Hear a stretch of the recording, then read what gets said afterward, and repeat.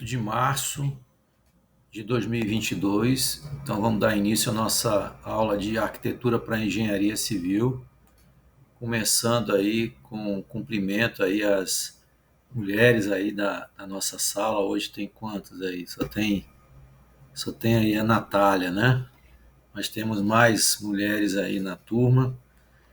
Então, nossa saudação aí para o Dia Internacional da Mulher. Queria comentar também que nós já publicamos, né, o link lá no Cigar das nossas últimas aulas, né? Então, quem não pôde assistir alguma aula, basta pegar lá o link, né? Então, na aula específica, vocês clicam e vocês vão ver a aula hospedada, né, lá no YouTube. Bom, hoje nós vamos ver um assunto chamado programação arquitetônica, né? E logo em seguida, organograma e fluxograma. E após essa aula, então, vocês vão estar aptos a elaborarem aquela terceira questão lá da nossa primeira avaliação, né? Que está próximo aí da data de entrega, né? Eu vou checar, eu não lembro se é na semana que vem ou se é na outra. E com o que a gente vai ver hoje vai ser possível. Inclusive, a gente vai fazer alguns exercícios, né, para que vocês treinem aí essa questão de fluxograma. Bom, então eu vou compartilhar uma tela, né, com a nossa. Acredito que esteja aí já para vocês visualizarem. Deixa eu aumentar aqui um pouquinho o zoom para ficar numa tela só. Então tá aí, né? Então, programação arquitetônica. Então, esse camarada aqui, vocês estão vendo aí, o John Wade, né? Ele diz que o projeto arquitetônico compreende as fases de programação, planejamento e projeto, né? Isso aí, vamos dizer assim, de forma mais geral, né? Na aula passada, nós vimos as etapas e fases, né, do projeto.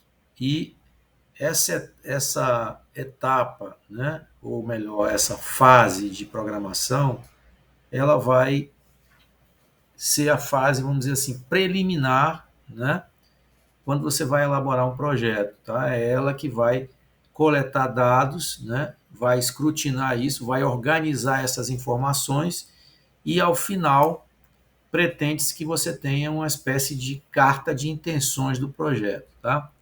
Essa carta de intenções do projeto é o que a gente chama de programa arquitetônico. Tá? A gente fazendo aí um esqueminha resumido, né, de como essas três coisas acontecem, né, a gente coloca aí na primeira fase, que é essa que a gente vai ver hoje, né, a gente determina as metas do cliente, ou seja, você identifica o que o teu cliente quer em relação à demanda, né? É um projeto de uma escola, é um projeto de uma clínica, é um projeto de uma residência, de um edifício de apartamentos, né? Ao mesmo tempo, né, isso pode vir de forma bastante clara para a gente, porque ele às vezes tem experiência e ele disseca isso para nós, mas pode ser que você tenha que buscar essas informações. Então você vai ver as necessidades do cliente. Exemplo disso que eu estou falando, por exemplo, ele quer fazer uma escola, né? Ele diz que vai ter aí um atendimento de, sei lá, 500 alunos por turno, né? Mas ele não sabe a necessidade dele de salas, qual é o tamanho de cada sala dessa, né? O que você precisa em termos de circulação, pé direito e outras informações. Então você, como técnico, né, vai, de acordo com aquele desejo mais macro, né, desdobrar as necessidades, ou seja, tudo aquilo que ele precisa para poder atender a esse público aí de 500 pessoas, né? De 500 estudantes. Tá? A segunda fase é a fase de planejamento, é a fase que você vai pegar esses, né, dados e vai dar mais ou menos um norte.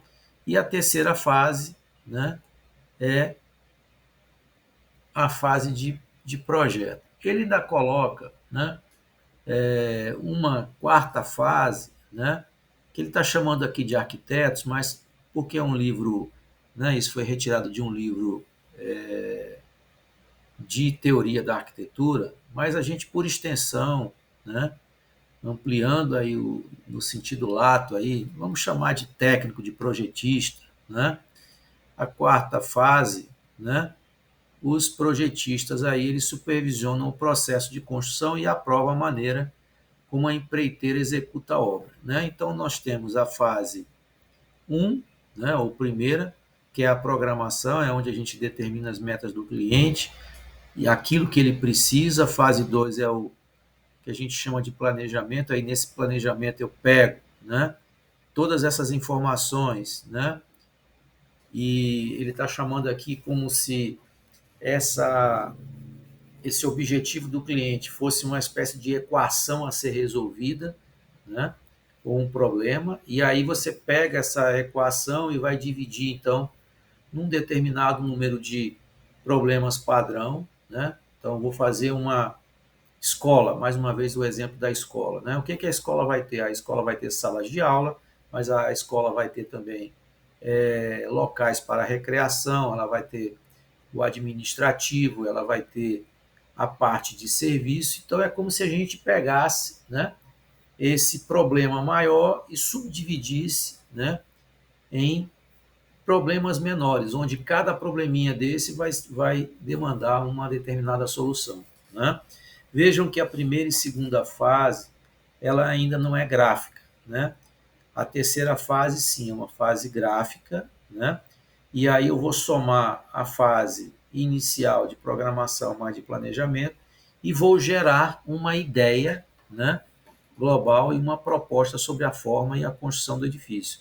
Então, aquela demanda, né, que nos foi imposta, ela vai se transformar numa determinada forma para atender aquelas necessidades do cliente, né? E a quarta fase é a fase que ele chamou aí de supervisão, né?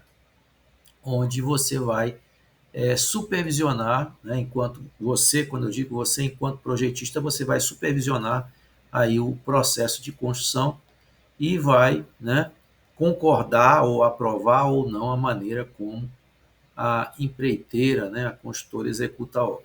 Bom, isso aí é uma coisa mais geral e agora a gente vai para o que nos interessa na aula de hoje, né, que é o chamado programa, né, que eu tenho falado muito sobre programa aqui, né, tá? E não é novidade, né, para vocês, né? Eu inclusive fiz uma analogia, né, que o programa ele se assimila a uma receita, né? E eu inclusive utilizei o exemplo de uma receita de bolo, né? Onde lá na receita de bolo você tem ingredientes, né? E você tem o modo de preparo. E você vislumbra que aqueles ingredientes, aquele modo de preparo vá, né, se transformar ali numa determinada forma de bolo, tá? Da mesma forma é o edifício, só que os nossos ingredientes são os compartimentos, né? As quantidades que eu tenho lá na receita, né? Eu poderia chamar de pré-dimensionamento no programa. E lá eu queria, né, na receita de bolo, eu queria que aquele bolo tivesse um determinado tamanho para atender tantas pessoas, da mesma forma que o edifício também, né? Ele precisa assumir uma determinada forma e precisa abrigar uma quantidade X de ocupantes de acordo com a atividade a que ele se destina. Então, se é uma escola, né, nos foi colocado aí uma quantidade X de alunos por turno, né?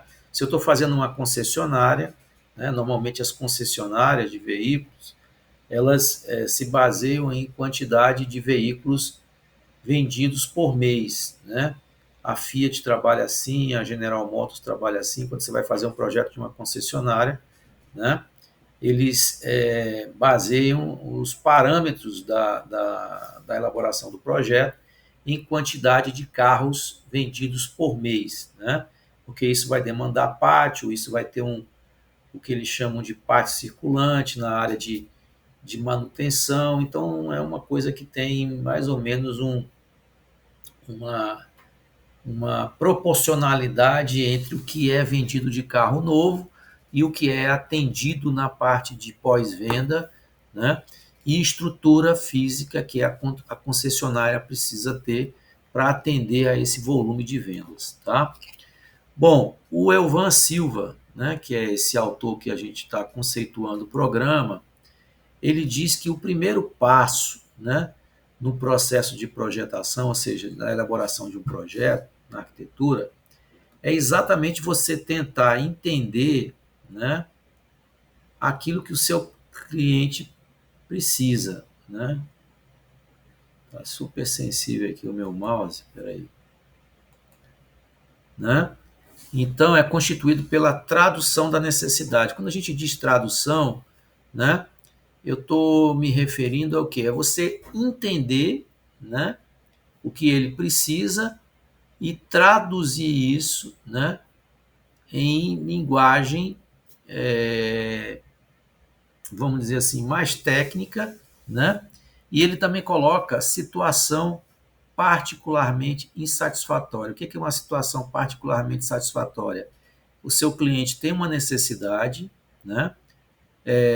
Na fase de programa, você ainda não sabe exatamente, né, como você vai resolver aquilo, mas você vai colocar os ingredientes ou os condicionantes para que aquele problema possa ser resolvido, né?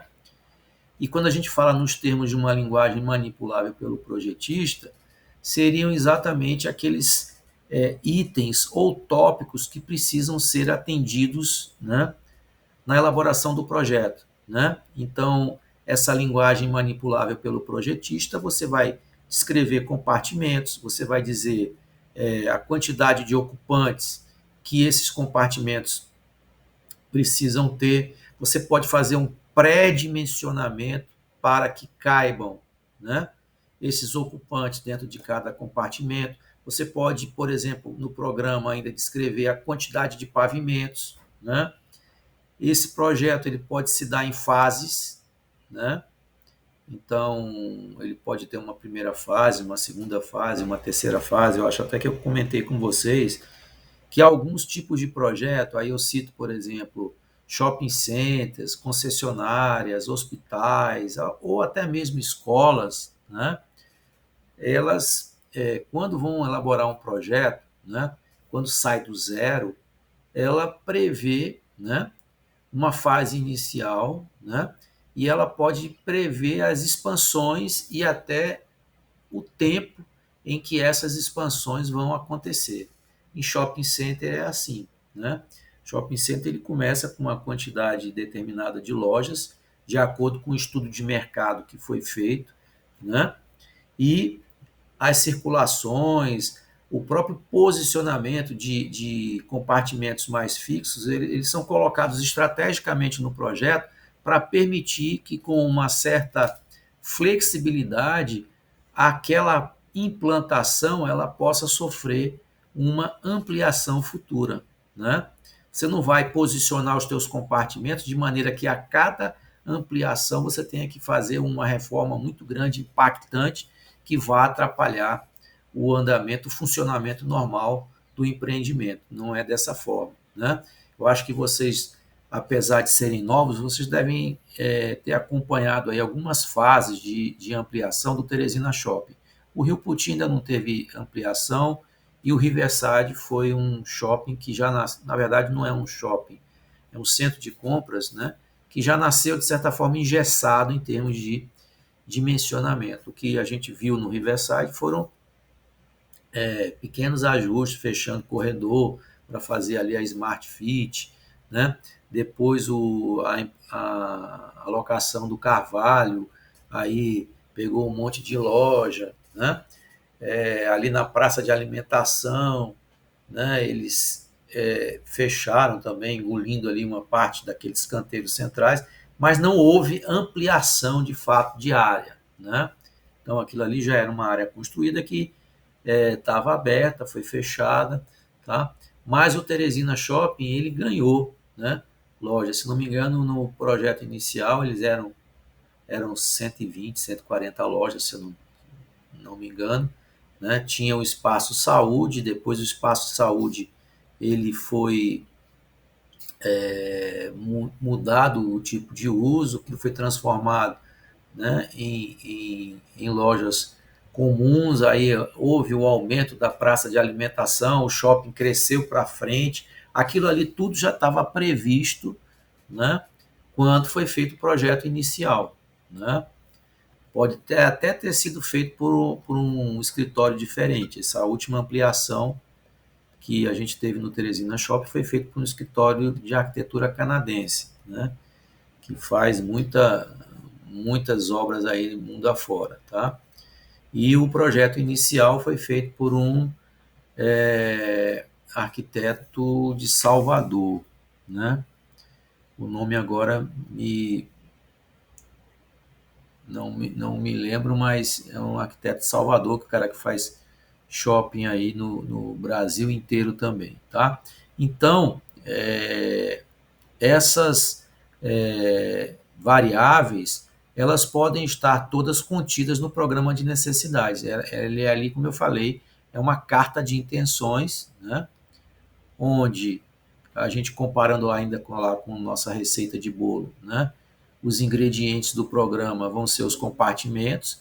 Esses compartimentos eles podem ser previamente, né, determinados, né, através de estimativas de área. Isso não vai engessar também o tamanho do compartimento, porque na hora que eu estou fazendo a planta, né, eu posso tentar facilitar a questão estrutural, a questão estética, não vou colocar, né, um monte de compartimento, cada um com um tamaninho lá, e ficar aquele monte de dente, né, na fachada, e aí a gente faz pequenos ajustes, tá?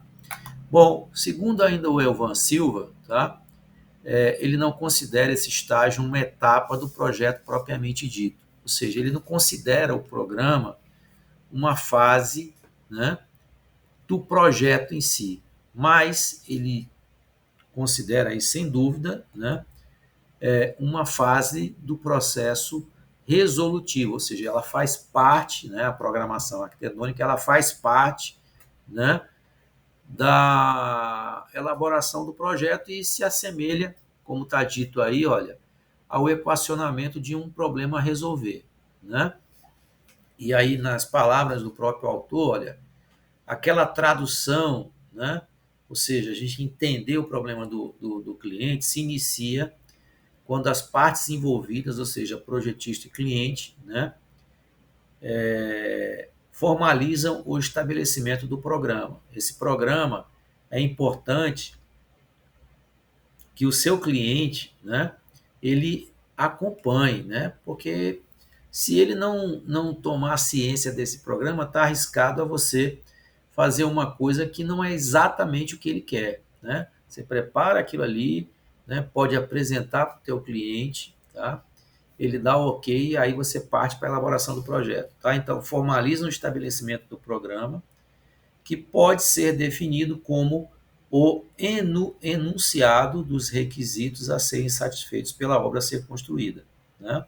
Então, ali você vai colocar todos os compartimentos que devem existir no projeto, vai fazer um pré-dimensionamento, vai estabelecer, né, a quantidade de etapas dessa obra, você pode estabelecer o sistema construtivo, né, se vai ser em concreto, concreto protendido, aço, madeira, né, steel deck, enfim, o que, né, der aí na cabeça aí, ou seja, o caso, né, desse projeto específico, né?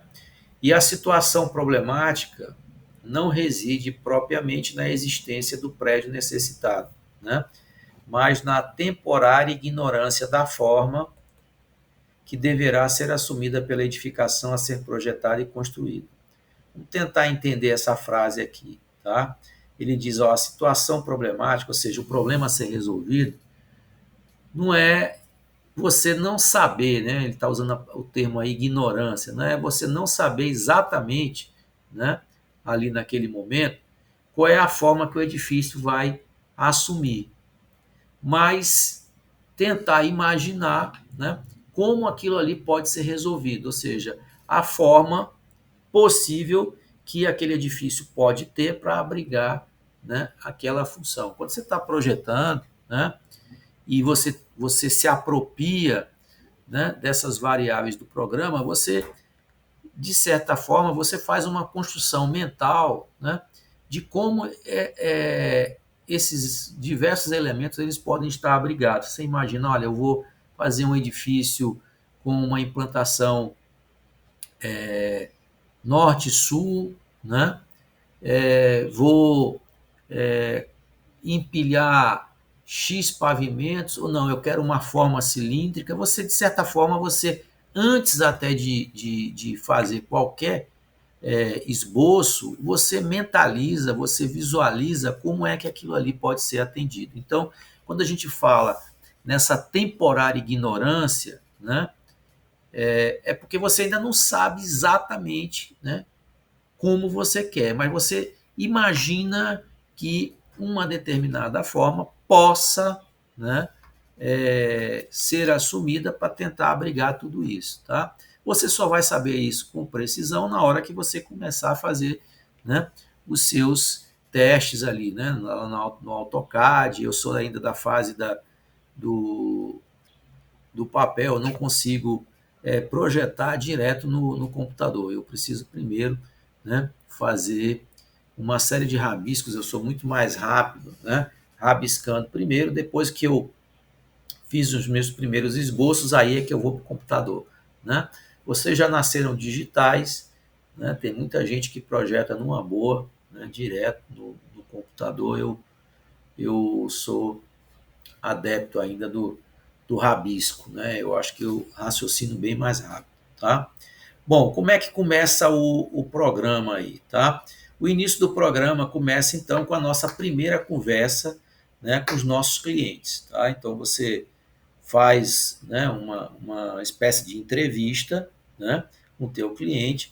Isso pode ser organizado na forma de questionário, né, ou simplesmente você colocar ali os tópicos principais e sair, né, aí elaborando. Na semana passada mesmo, né, eu fiz uma sessão como essa, né, é um órgão paraestatal, né, que está fazendo uma sede nova, né, em Floriano, e eu estive em Floriano, visitei lá o prédio, vai ser um prédio de uma antiga escola que vai ser adaptado, e eu fiz uma reunião, né, virtual na quinta-feira, né, com a gerente da unidade, o pessoal do marketing, o pessoal de implantação de novas unidades, e a gente conversou e ao final, né, nós chegamos a algumas necessidades, né, para o órgão. E eu montei aqui o meu programinha, né? Então, eu falei sobre estacionamento externo, eles têm alguns carros que precisam ser guardados internamente, né? Tem que ter um local lá para motoristas e serventes, né? Banheiro para eles, né? Eles têm um sistema de recepção, né, dos seus clientes e usuários, né, diferenciado, que funciona como se fosse uma espécie de coworking, onde todo mundo chega e faz algum tipo de atividade, encosta ali seu notebook, outros vão ser atendidos, né? Aí tem a sala de atendimento, enfim, a gente disseca, né, a necessidade e isso se transforma num documento, né, que vai ser o meu norte na hora que eu for projetar, tá? Então, isso aqui é bastante importante. Então, começou tudo com a minha primeira conversa, né?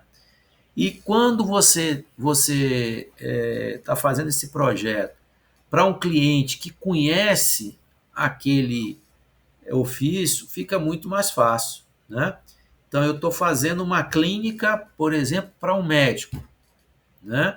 Ele sabe todas as rotinas, ele sabe como o negócio dele funciona, mas pode acontecer que você tenha um cliente que ele não entende absolutamente nada. Já aconteceu isso comigo.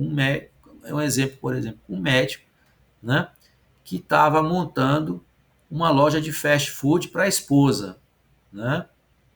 A esposa praticamente não sabia de nada. Então, o médico também, a área dele é outra. Então, o negócio dele era pagar o projeto, entendeu? E ficou praticamente tudo a nosso cargo, né? Ele só me disse o que é que ele queria em termos de loja de fast food, como ele idealizava o negócio, e a gente é que foi atrás. Então, ele começa com essa primeira conversa, se eles estão familiarizados com o tipo de edifício, né? Os projetistas, então, podem preparar o processo, né, com o emprego de listas de perguntas padronizadas, tá? Entretanto, pode ser que esse cliente não esteja familiarizado, né?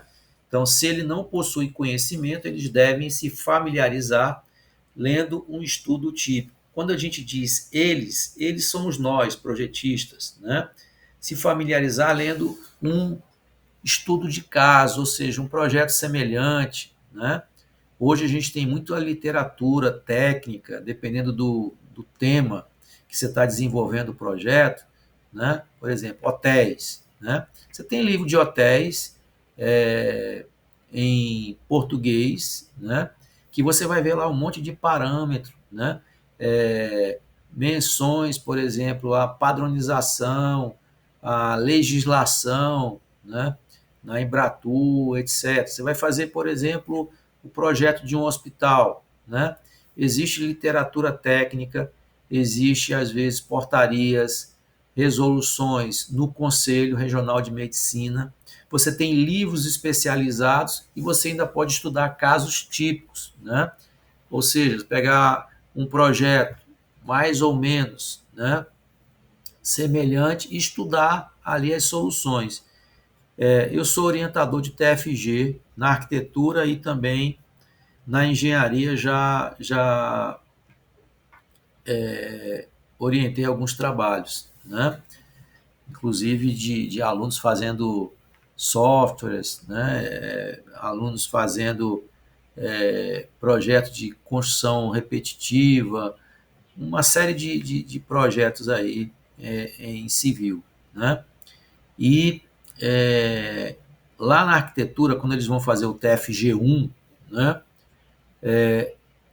Eles fazem a parte escrita, né, que é a parte da monografia, porque o nosso TFG no curso de arquitetura ele tem a parte escrita e a parte de projeto. A parte escrita ela é toda dissecada e quando chega nos estudos de caso, eles vão procurar projetos semelhantes àquele projeto que ele quer desenvolver em nível internacional, em nível regional e em nível local. Às vezes, em nível local, fica mais difícil. E aí vai procurar aqui alguma coisa próxima, né?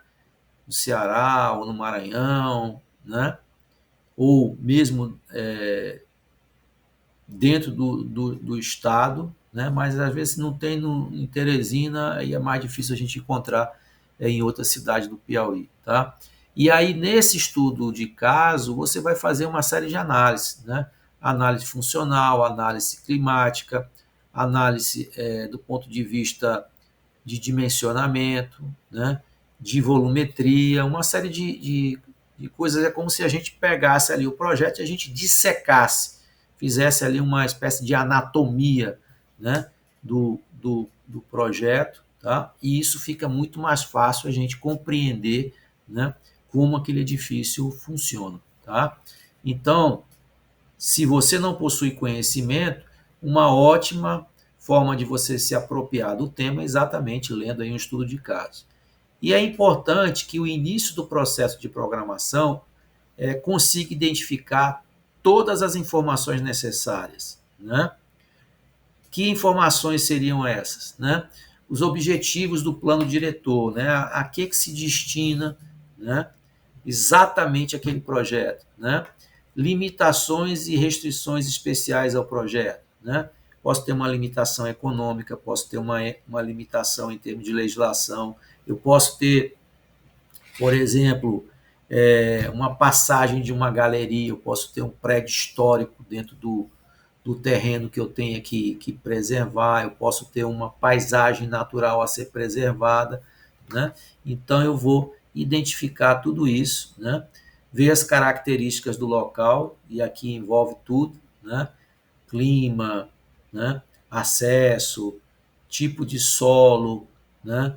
Se é um terreno que precisa, né, de algum tipo de preparação do local, né, corte, aterro, remoção de material, trazer material de fora, demolições, né, exigências funcionais da instalação. Quando a gente fala em função, pessoal, a gente fala em objetivo, né? Então, se eu vou, por exemplo, tem um público-alvo que é de pessoas da terceira idade, né? Então, do ponto de vista de exigência funcional, eu não posso usar piso escorregadio, eu devo evitar, por exemplo, muitos desníveis, áreas com quina, né? Ou seja, que possam causar acidentes, da mesma forma para a criança, né? Eu acho que seriam quase as mesmas, né, exigências aí do que uma edificação para a terceira idade, né? Então, tudo isso que a gente falou acima tem a ver com a característica dos ocupantes, né, de acordo com o meu público-alvo, né, as minhas necessidades podem mudar. Se eu tiver, por exemplo, projetando para crianças, né, do ensino infantil, né, eu não posso colocar uma bancada de um banheiro na mesma altura que eu colocaria para um adolescente ou para um adulto, né? Para pessoas com necessidades especiais, por exemplo, ter bancada, né, com altura diferenciada, né, mais baixa, tá? Exigências específicas da instalação, né, os espaços, os tamanhos das coisas, né, a localização relativa e interrelações, a gente vai falar sobre isso, mas daqui a pouco, mas eu vou já adiantar um pouco, né? Que compartimento precisa estar relacionado com que outro compartimento, né? Número e característica dos ocupantes. Exemplo, estamos falando de escolas, né? Então, eu quero fazer uma escola com 10 salas. As minhas salas elas vão ter ocupação máxima de 35 alunos. A cadeira que eles vão usar seria aquela cadeirinha que tem aquela pranchetinha do lado, né? Então, eu posso definir tudo isso aqui no programa. Obras e serviços arquitetônicos essenciais, eu posso enumerar aquilo que vai ser ali feito de forma mais, vamos dizer assim, a palavra não seria urgente, de mais importante, ou usar o termo que está colocado aí, essencial, né? Localização relativa e inter-relação dos espaços, falamos há pouco, né? Por exemplo, o ambiente de recepção, ele deve estar num colégio, por exemplo, o ambiente de recepção, ele deve estar o quê? Próximo da secretaria. Próximo dessa secretaria eu devo ter banheiros, né, de pessoas, o cara está lá na recepção esperando, ele pode sentir necessidade de ir ao banheiro, o banheiro tem que estar próximo, né? Uma coisa super importante, talvez, né, se a gente fosse colocar aí numa escala hierárquica, a questão do orçamento é fundamental, né? Tudo passa pelo capim disponível, né? Então, o orçamento, né, pode ser um item do programa, né, que tem uma verba X, né, aí destinada, né, à execução, né, do futuro edifício, flexibilidade para futuras ampliações e mudanças de funções, falamos há pouco, né? Então,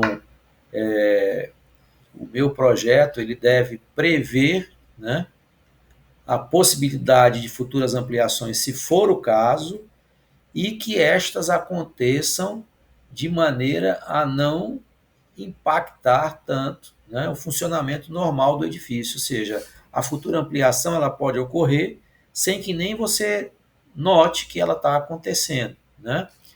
E pode também, olha, né, se for o caso, né, se assim o cliente desejar, ela poder até mudar o seu tipo de uso.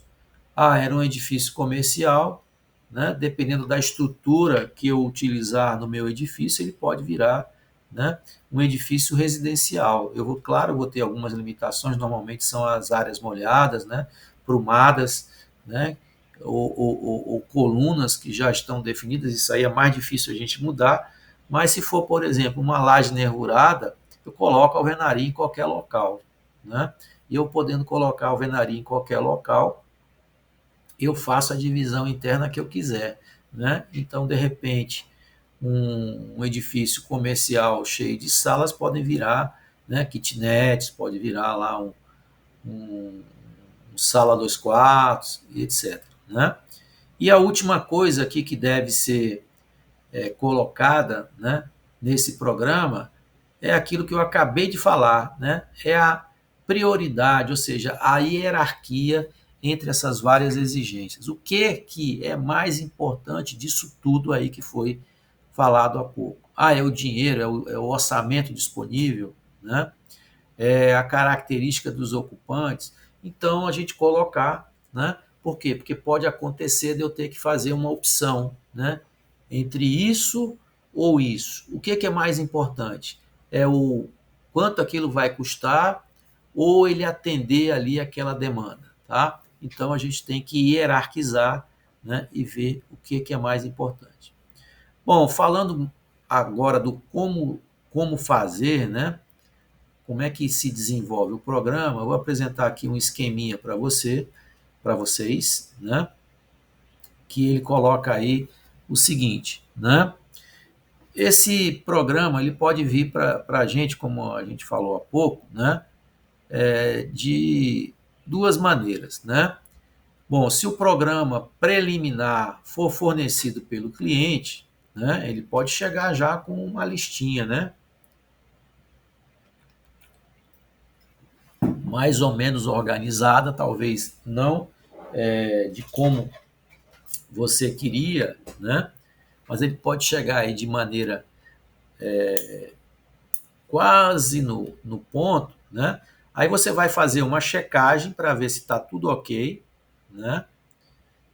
E aí você chega ao programa aí do edifício, tá? Mas se esse programa não chegar para você escrito, né? Ou esse edifício nunca foi construído anteriormente, né? As necessidades dos dados deverão ser combinadas com as fontes dos dados. Tá?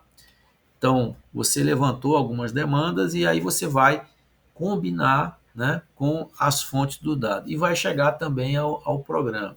Né? Exemplo dessas duas coisas que a gente está falando. Né?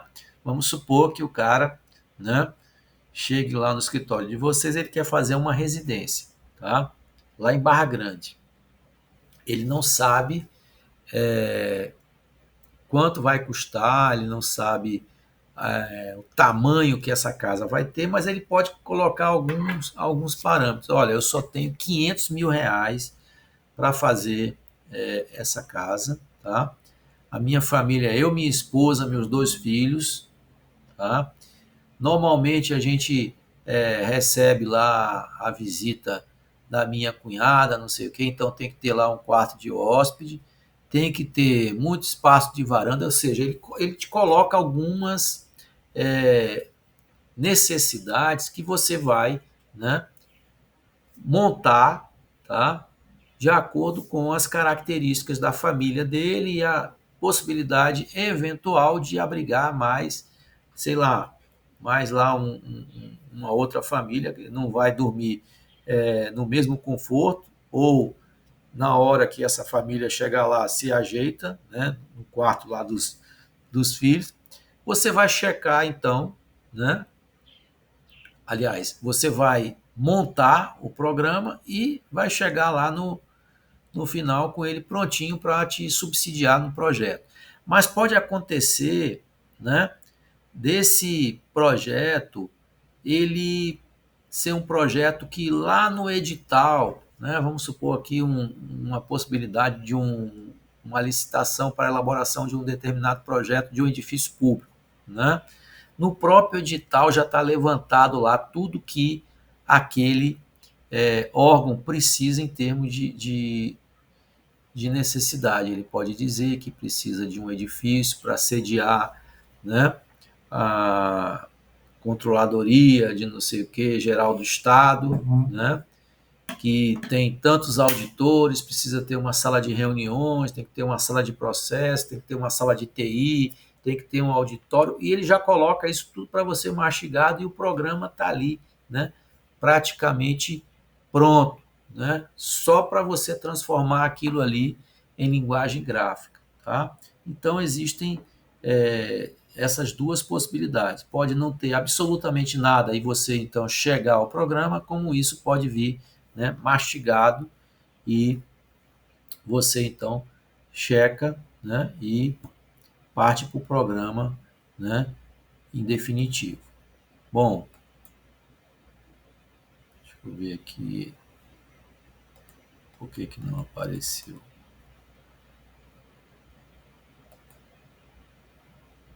Bom, então o programa seria isso, e agora a gente vai ver uma outra, né, um outro conceito que é organograma. Tá? O que é organograma? Acho que vocês já ouviram falar isso, mas ligado à linguagem administrativa, né, de empresa, por exemplo. Então, um organograma ou uma estrutura organizacional é uma representação gráfica, né, que você vai fazer através de diagramas e é usado para representar a hierarquia de cada cargo e a distribuição de cada atividade dentro de uma empresa. Isso é o que a gente vê, né,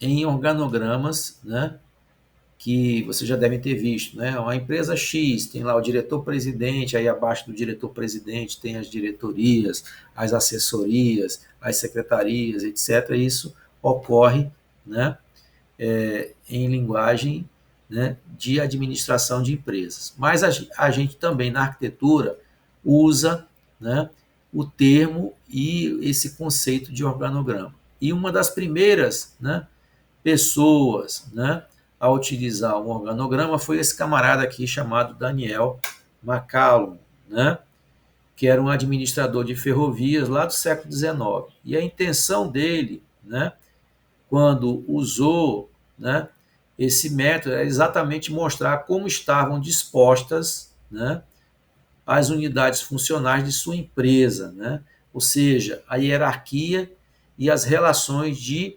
comunicação, né, dessa empresa. Tá? Fluxograma, vamos ver agora o conceito de fluxograma. Tá? Um fluxograma, né, ele é também um diagrama, né, que surgiu com a finalidade de representar processos ou fluxos. Eles dois são muito parecidos, pessoal. Quando você olha o desenho de um e de outro, a diferença é que o fluxograma ele vai estar mais preocupado com mostrar a ligação que um compartimento tem com o outro e não de hierarquizar, né, os compartimentos entre si. Tá? Então, o fluxograma, que é o que eu pedi exatamente lá naquela questão 3, né, da nossa primeira avaliação, ele é um instrumento de desenvolvimento de projeto. Tá? Aqui ele está dizendo, olha, é uma poderosa ferramenta de padronização e muitas vezes ele é feito através de gráficos que ilustram, né, aí ó, bem facilzinho, né, de forma descomplicada, a transição de informações entre os elementos que o compõem, né? E ele ainda complementa, né, que a gente pode entendê-lo como a documentação dos passos necessários para a execução de um projeto qualquer, tá? Bom, o fluxograma ele precisa ser, né, simples e objetivo, né, e deve-se utilizar poucos símbolos como setas, né, para indicar o fluxo das operações. E um fluxograma pode ser representado junto com o organograma, onde um vai complementar um outro, né? Voltando aí para a questão do organograma, tá? Ele seria, né, aí de acordo com o nosso autor, né, uma das maneiras de se representar o programa. Ou seja, ele é quase como uma espécie de linguagem, né, de você mostrar aquilo que você colocou na forma de texto em linguagem mais esquemática, tá? Por que que ele é importante? Porque ele, além de colocar os diversos compartimentos, ele coloca as relações que você acha interessante entre os diversos compartimentos, né? Eu vou mostrar já já um organograma do ponto de vista gráfico, vocês vão compreender mais, porque por enquanto ainda está muito subjetivo, né? E pelo fato de apresentar essas relações numa configuração topológica, aí vocês me perguntam, professor, o que é configuração topológica? Configuração topológica, pessoal, ela é uma configuração onde o tamanho daquilo que está representado é adimensional, ou seja, ele não representa o tamanho real da coisa. Tá? Eu posso, por exemplo, ter 2/4 do mesmo tamanho, mas na hora que eu vou representar o organograma, eu represento um com retângulo pequeno, outro com retângulo maior. Tá? Isso não quer dizer nada. Tá? Por quê? Porque a configuração é topológica, ela não representa uma dimensão real do tamanho daqueles compartimentos. Né? E o organograma pode induzir o projetista inexperiente a tentar reproduzir a estrutura de posicionamento. Aqui vocês estão vendo, né, um organograma de uma clínica odontológica. Vejam que eu estou representando as entradas dessa clínica odontológica. Deixa eu aumentar aqui. Eu estou representando as entradas através dessas setas aqui, né? Então, aqui eu tenho a entrada principal, aí eu tenho aqui uma circulação que funciona como se fosse uma verdadeira espinha, né, da minha clínica. Lá da entrada principal, eu tenho uma reta aqui, que significa que da entrada principal eu tenho uma ligação, isso aqui pode ser um corredor ou uma porta, né, para parte para o ambiente espera. Aí eu tenho uma outra ligação aqui, que é um compartimento chamado sanitários pacientes, né? Tem uma outra ligação aqui com a recepção, que está ligada a esta circulação, né? A circulação, ela funciona como se fosse a espinha, né? A ela estão ligados aí 4 consultórios, né? E um sanitário dentistas, ou seja, se eu estou bem aqui no consultório 1, quero ir no banheiro, eu tenho que sair da minha sala, entrar na circulação e acessar o sanitário. Se eu tivesse um banheiro dentro de um consultório desse, o que aconteceria?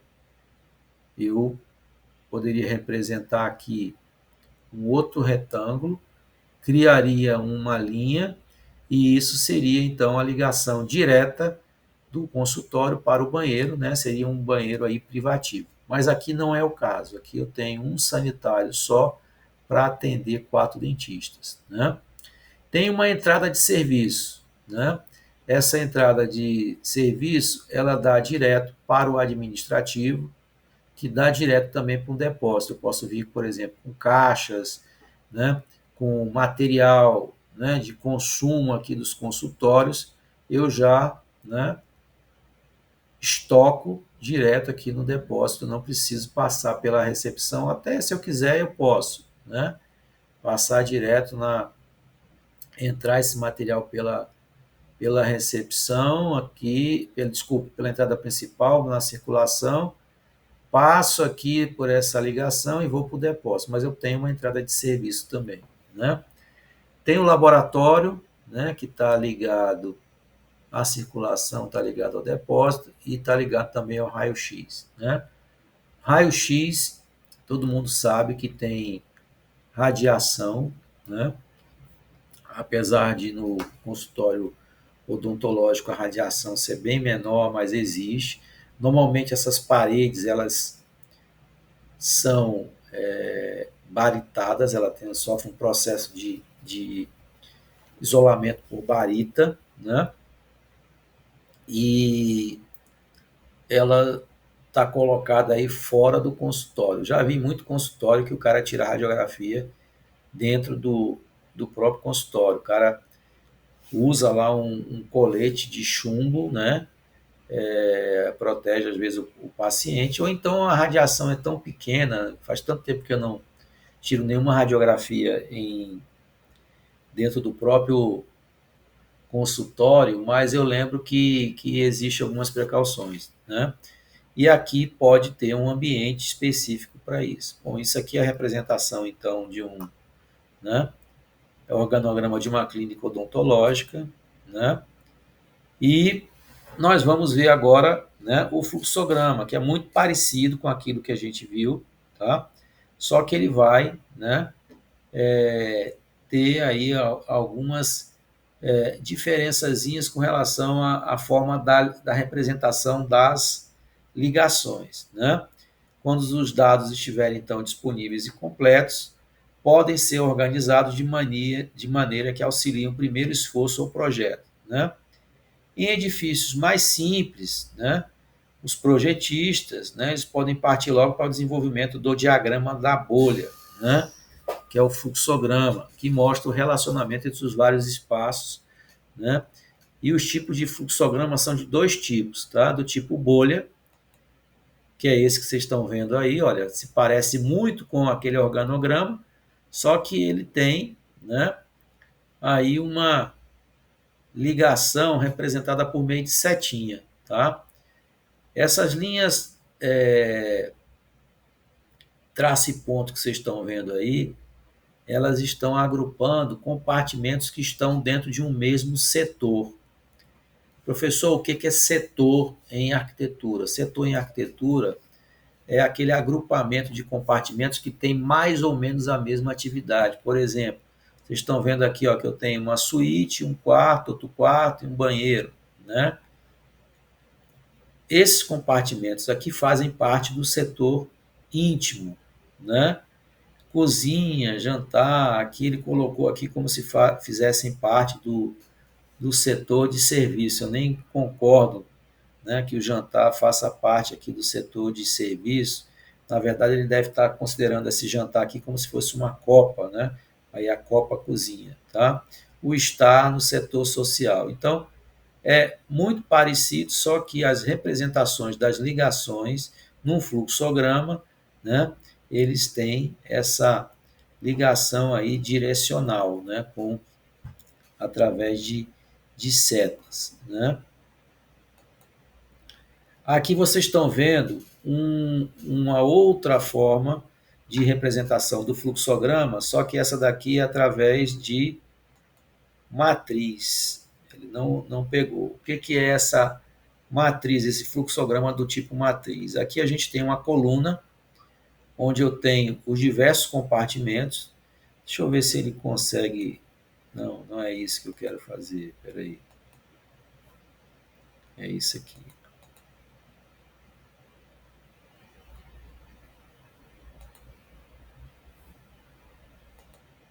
Ele sai da tela, eu tenho que voltar aqui.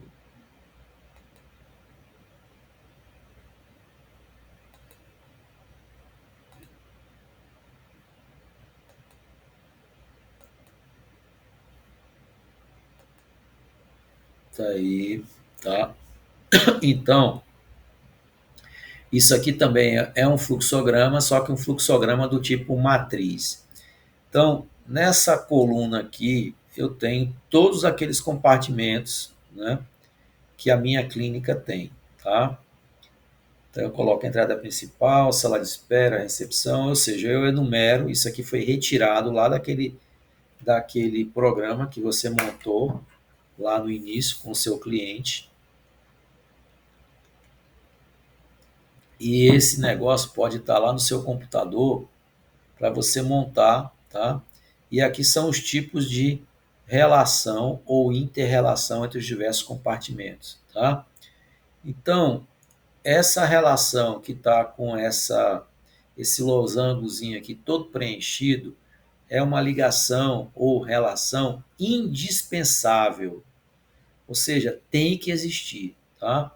Essa que está metade é uma ligação ou relação desejável.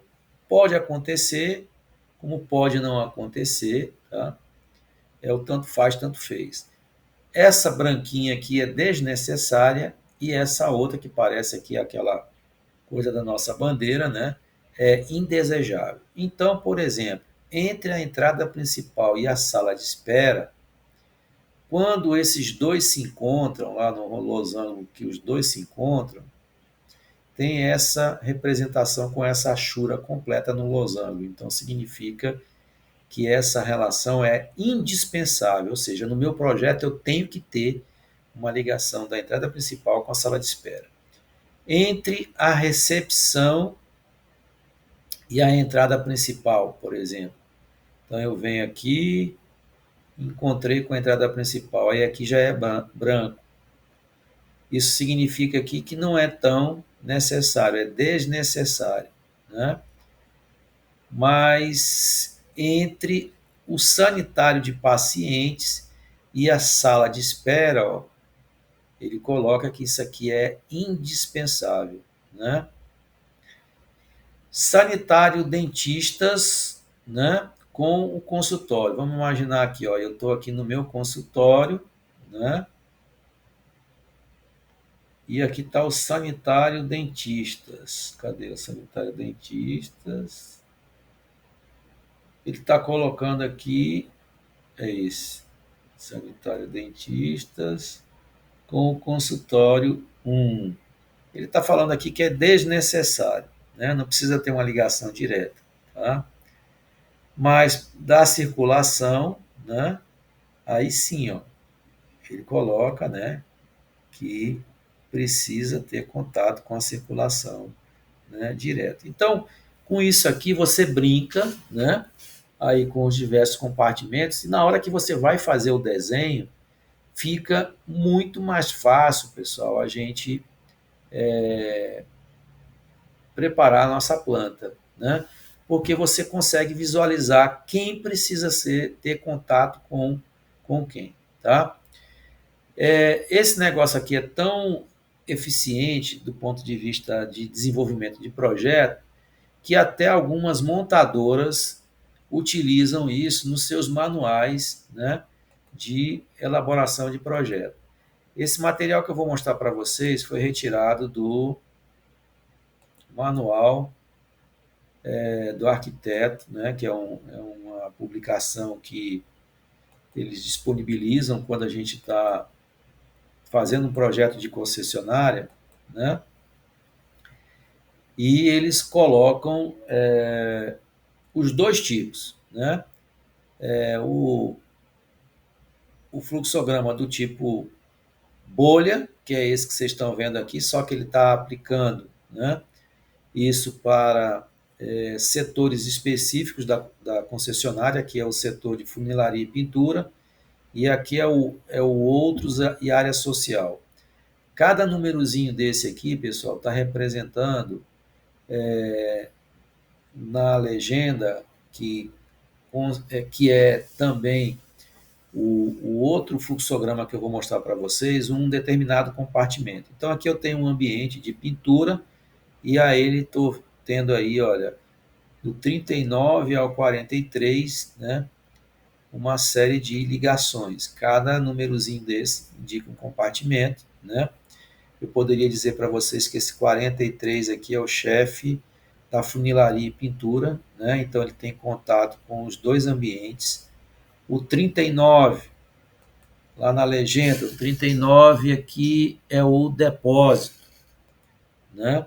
O 40, o 40 é a cabine de pintura. O que é cabine de pintura? Cabine de pintura, pessoal, é um ambiente, né, que cabe aí um ou dois carros no máximo, tá? E é um local vedado, ele tem uma porta hermética, né? E o pintor ele vai lá e ele faz aquela pintura livre de poeira, de vento, né? De tudo. Tem umas luzes, né? Para ele conseguir identificar imperfeições na pintura, tá? O 41, o que é o 41? O 41, tintas e aparelhos. O que é o tintas e aparelhos? Hoje você tem uma infinidade de cores, tá? Então você não vai ter lata de tinta lá para cada cor de carro. Eles têm uma máquina daquela tipo mix, né? Eles têm os pigmentos e cada carro, né? Cada cor de carro, de pintura de carro, ela é uma combinação daqueles pigmentos. Então, normalmente essas referências elas estão lá no porta-malas do carro, tem lá, né? Tinta, polidura, não sei o que, referência tal, tal. Ele coloca lá no computador aquela referência, a máquina vai fazer o mix, né? Essa mistura aí, tá? E vai preparar aquela quantidade necessária para fazer a pintura lá, que pode ser de um paralama, pode ser o carro todo, né? Pode ser um para-choque, enfim. E esse ambiente onde esse negócio está colocado é um cubículozinho, né? Que tem uma máquina que se assemelha a uma CPU comum de computador. Tem lá aquelas coisas de tinta, né? E ele mistura lá o pigmento com a base, tá? E fica dentro desse ambiente que está ligado diretamente à pintura. O 42 aí é a grelha de preparação. O que é a grelha de preparação? É também um espaço, né? Que é um ambiente fechado, né? Onde você tem duas portas grandes, o carro entra, o piso ele é um piso metálico, vazado, e embaixo dessa grelha você tem um espelho d'água, né? Porque nessa grelha de preparação é onde o carro é lixado, né? Retirado as imperfeições, aquele primer em excesso, né? Às vezes até ele dá uma raspada, e aquele material, aquela poeira, né, que sobra, ela cai naquele espelho d'água e aquilo ali vai para um filtro, aquele material ele é recolhido e ele não é jogado na rede, tá? Até porque é um material tóxico, né, que ele iria prejudicar aí o meio ambiente, então aquilo ali é recolhido nessa grelha de preparação, tá? O 44 seria aí instalações sanitárias, né? 43 eu já falei, 26 aí a gente já vai para o setor de funilaria, né? Funilaria. 26 é oficina mecânica, 35 é a tapeçaria, né? Então, onde vai fazer, né, serviço de coisa de banco, né, aquele carpete, aquelas coisas que os veículos possuem, né? E aí tem um cara, tem um ambiente lá, quando você vai ter uma máquina de costura, você vai ter uma mesa, às vezes, para fazer algum tipo de corte, né? O 36 é a sucata, né, que é um ambiente onde você vai descartar, né, todas as peças, porque isso aí de tempo em tempo é recolhido e isso é levado para um determinado ferro velho ou é recolhido, né? 37 é o depósito, e por último o 56, que é veículos reparados e a reparar. Tá? Essa é uma linguagem que a Fiat utiliza, né, do pátio da funilaria pintura. Né? Bom, pessoal, então vocês estão vendo aí que isso aí é uma ferramenta importante. Quando eu estou montando isso aqui, eu ainda não fiz nenhuma proposta gráfica, eu simplesmente pego o programa, né? A Fiat ela tem, de acordo com a quantidade de carros que são vendidos por mês, né? Lá uma série de exigências. Quanto mais carro você vende, mais necessidade de serviços e área você precisa, tá? Então você vai pegando aquilo ali, vai montando o teu fluxograma, né? Isso tudo, né, pode depois ser montado num fluxograma desse aqui, tipo matriz, né, que esse aqui eu tenho praticamente todos os compartimentos que o meu, né, isso aqui é o programa do projeto, tá? E aí eu não sei, olha, tem que ter um diretor, tem que ter um gerente de assistência técnica, tem que ter um gerente de peças, quem precisa estar com quem, né? Normalmente a gente não sabe tudo, a gente precisa conversar com as áreas, né? Quando a gente vai fazer um projeto, você precisa conversar com as áreas. Mas um exemplo aqui bem simples, né? Vocês acham interessante, por exemplo, um pátio de novos, um pátio de veículo novo, ficar próximo, por exemplo, de uma oficina mecânica, onde os carros chegam com problemas, às vezes são problemas reiterados, né?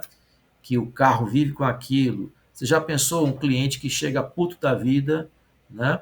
Ali num ambiente contíguo ao pátio de novos, o cara indo ver o carro e vendo um cara gritando lá na oficina mecânica lá com o gerente. Vocês acham que isso aí é um bom marketing, né, para vendas? Então, tem algumas coisas que a gente, por obviedade, né, a gente separa logo de imediato, mas outras a gente precisa conversar, né, com quem está dentro do negócio, exatamente para a gente estabelecer a inter-relação correta que um compartimento deve ter com o outro. Né? Por exemplo, um diretor que fica muito fácil, né, da área de concretização de negócio, se ele estiver muito perto, ninguém vai querer falar com, né, Capachildo, né? Não é assim? Se você tem facilidade de acesso a falar com o dono, você vai querer falar com o funcionário, o cara vai logo, né? E aí ele vai se transformar no para-choque. Então, a gente precisa, né, estabelecer essas barreiras, né, esses filtros, e nada melhor do que essa matriz de elementos aqui, tá? Isso pode estar, como eu falei, desenhado lá no teu computador, isso pode estar no Word, pode estar no CAD, e você preenche, né, de acordo com a tua necessidade. Ah, o meu projeto só tem 21 compartimentos. Não tem importância, você, né, tira aqui, deleta o resto, tá lá, o ábaco tá lá prontinho, tá? Tem a legendinha, e aí você só vai, né, preenchendo. Quando terminou, né, você tem ali um ótimo roteiro para trabalhar no seu projeto. No projeto, na avaliação de vocês, vocês vão fazer o processo inverso, tá? Eu pedi esse tipo, né?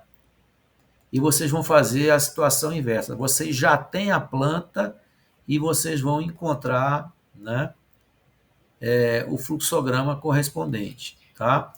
Aqui seria como se nós ainda fôssemos desenvolver o projeto, né? E a gente passa então por essas etapas.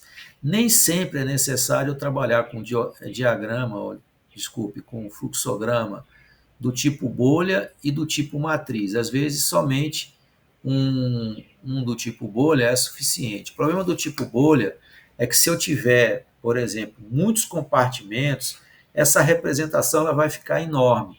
Então, aqui no caso da Fiat, ela pegou alguns setores e transformou em bolha, tá? Mas é possível a gente ter uma única representação do tipo bolha para o edifício todinho, tá? E agora a gente vai fazer exercícios, tá? Eu vou pedir então que vocês primeiro façam esse aqui, né? Aí eu quero que vocês façam um fluxograma do tipo bolha para uma pizzaria com o seguinte programa: um restaurante aberto, né? Que eu estou chamando de restaurante aberto. Seria um ambiente que não é climatizado, né? Aí tem uma parte fechada. Eu acho que isso aí é um programa muito comum aqui em Teresina, tendo a parte fechada e a parte aberta, né? Aí eu tenho um banheiro de clientes, né? Vamos colocar aí masculino e feminino. Banheiro de funcionários, vocês podem colocar também masculino e feminino, tá? A parte do forno, vamos imaginar aí um forno a lenha. Esse forno, se vocês quiserem, inclusive, vocês podem tirar partido disso aí, ser um elemento, né? Do próprio ambiente lá do restaurante fechado, do restaurante aberto, como queiram. A parte de preparo, né? Que é a parte onde você vai abrir a massa, vai preparar, né? Ali os recheios, né? Normalmente em pizzaria o pessoal gosta de mostrar, né? Isso aí, né? A cozinha lá, o cara abrindo, é interessante. Então, você pode estabelecer uma ligação. A dispensa para guarda de gêneros e o escritório da gerência, né?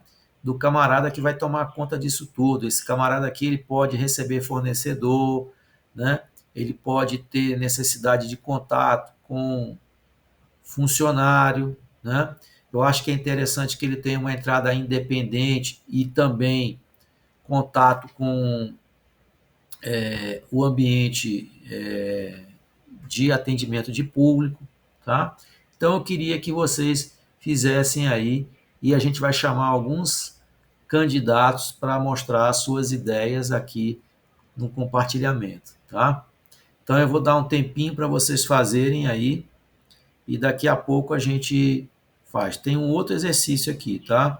De um apartamento, a gente vai fazer de um apartamento e de uma pizzaria, tá certo? Então, eu vou fechar meu áudio e vou dar um tempo aí para vocês fazerem. Tá? E daqui a pouco eu vou chamar aí alguns candidatos. Ah, professor, como é que eu vou compartilhar? Você pode, não sei se vocês estão fazendo aí pelo computador ou pelo celular, mas pode fazer na mão, tira um print, né? E aí a gente compartilha aí na tela. Quem estiver usando o WhatsApp web, fica mais fácil, né? Se não tiver, a gente dá um jeito.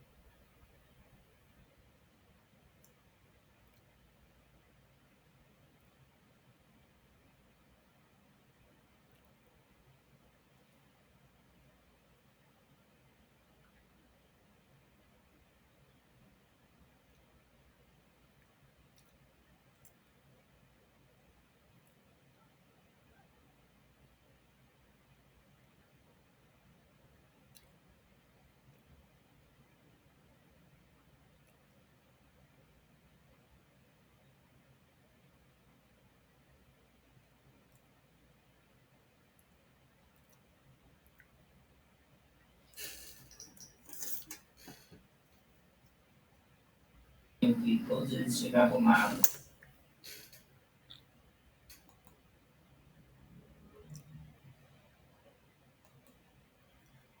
Não entendi. Você pode repetir a pergunta?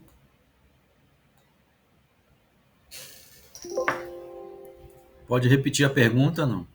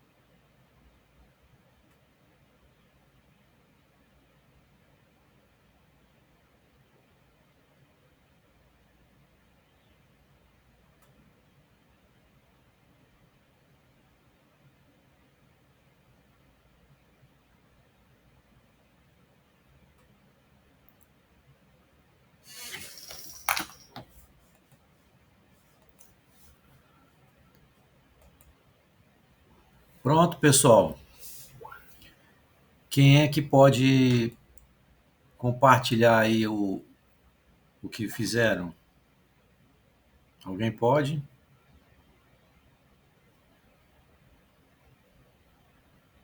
Cadê a Geórgia? Compartilha aí o seu.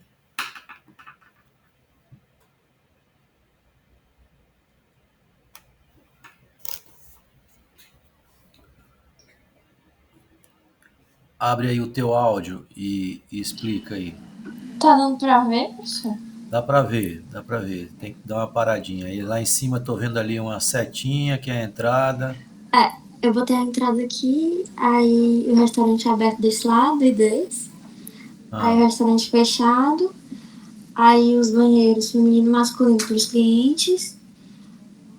Aí dele também sai o escritório da gerência. Aí o escritório da gerência está ligado ao banheiro dos funcionários e o forno.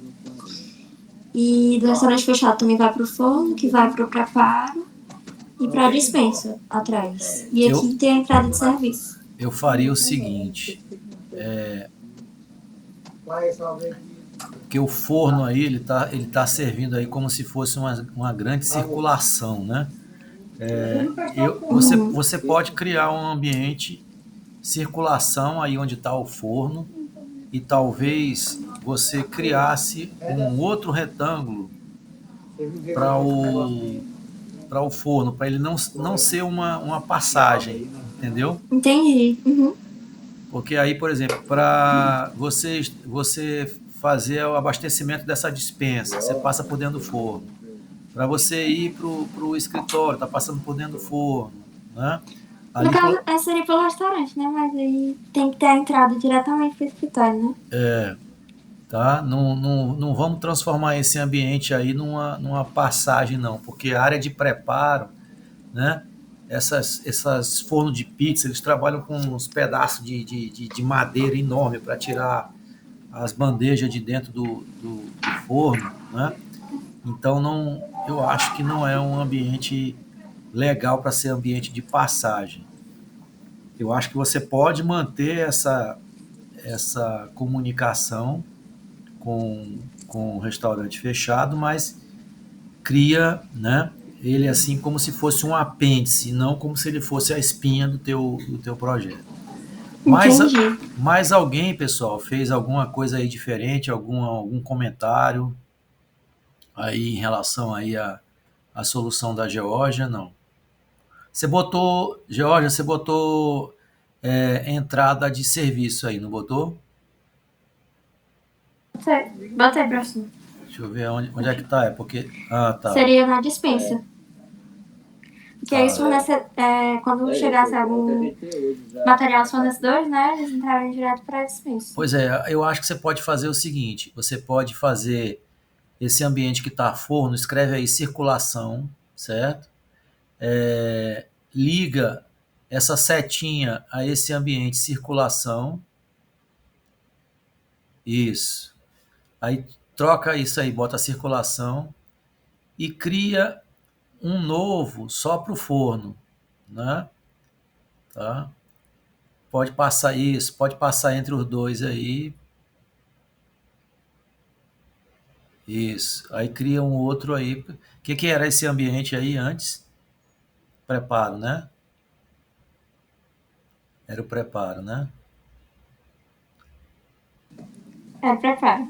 Tá com o Certo, microfone desligado. certo. Não, eu quero fechar 100 milhões até o fim do mês. Pronto. Beleza. E a proposta aí do dia da Beleza. Então tá. Pois eu vou só passar agora um exercício aí para casa.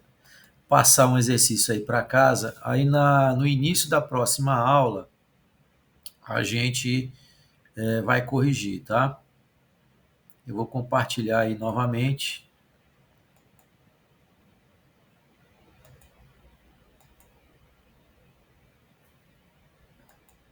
Eu quero que vocês copiem.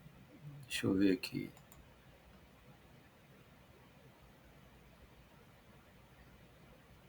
Ver se ele aumenta só um pouquinho. Que ele...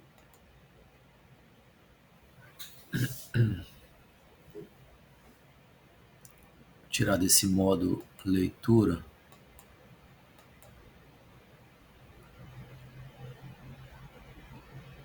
Pronto. Então eu quero que vocês façam isso aí para casa, tá?